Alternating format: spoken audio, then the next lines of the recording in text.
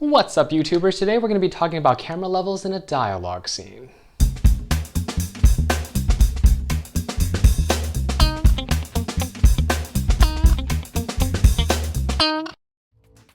Welcome back to Filmmaking Fridays, everybody. I am your host, Jason. Now, last week we talked about camera angles during a dialogue scene, and today we're going to be talking about levels. Levels is basically how you're going to be viewing your subject, and there are three basic types that you can go about practicing. So without further ado, let's get to it. Number one, eye level.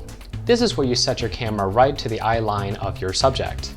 This is probably the most mutual of the levels that you can choose from, as it gives the viewer, the subjects, and the characters involved all kind of even grounds. No one's more powerful than the other. Number two, above the eye level.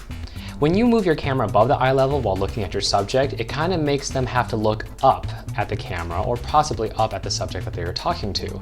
This in turn gives them a feel that you as a viewer are somewhat more powerful than they are, thus giving them more of a belittled demeanor. Number three, below the eye level. Do you remember as a kid, like when you were 3 to 5 years old and you looked up at an adult and they just seemed so intimidating?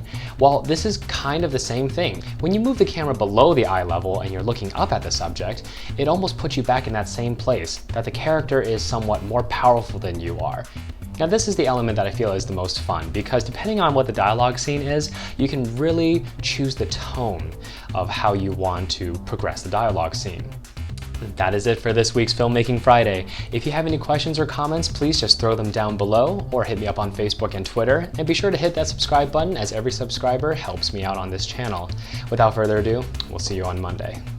Thanks for watching, YouTubers. Help support the channel by hitting the subscribe button down below. Visiting any links that I provide helps me create future content just for you.